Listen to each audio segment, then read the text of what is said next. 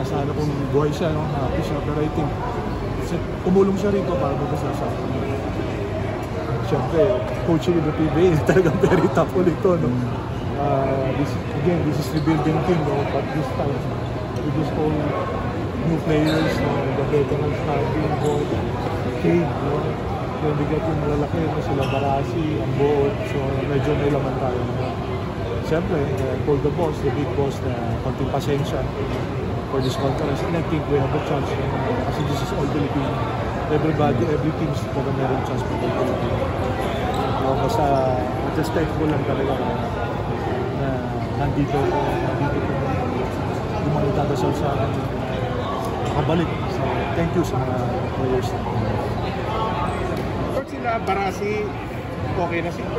Sila Bringas din ba? Tsaka si Martin, James Martinez? Yes, bali 15 players yan po lang na. Pero tinitignan pa rin sila. Maybe, ano pa, may mga nangyayari pa. So we'll see.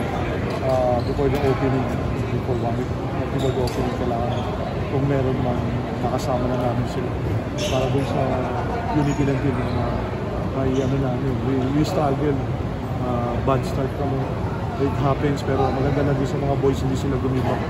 No? And the last time, no, playing with NLEX, they blow up by 25 points, and I told them na in PBA, lagi yung 25 points natin, especially in the first half. Sabi ko, bumalik sila NLEX.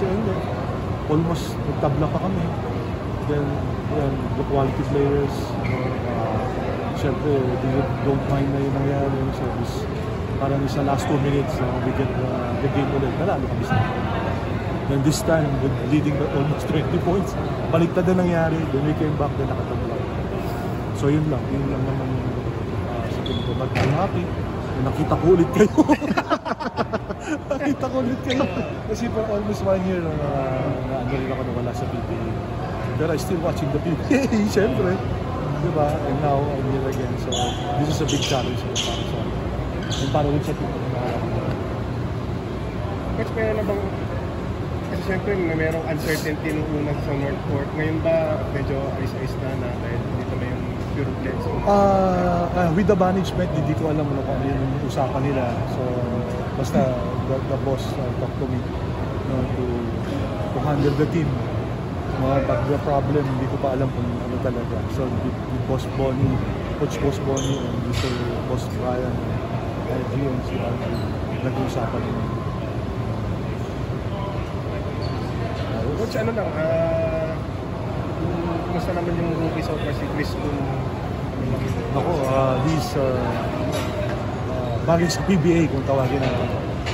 He play like a 1, 2, 3, even 4, kaya na maglaro. No, talagang maganda yung pagkapit namin sa kanya.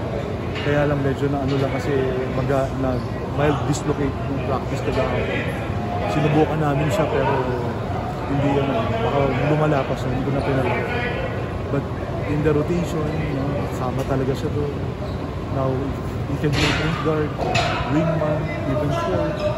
Siyempre, may malalaki kami dito. Pero sometimes, yung mga teams na mga all, they use it yung mga small game, like Phoenix,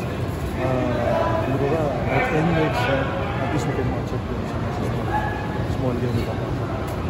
So Coach, you see this team as a competitive team para sa iyo? Yes, this is competitive team. May naman continue. Ano lang, how we handle them para maano natin sila. Mag-isang team sila. Silang ano-ano, always told them every practice. We have to play as a team. We have to play as a team in defense, especially in defense. Sa depensa, may malas dyan sa depensa. Like, in example ko si Calvin, how many years ka siya Calvin playing the PBA? 13, 14. You play defense, diba? Hustle, diba? Yung tapang. So yun ang dapat sa PBA.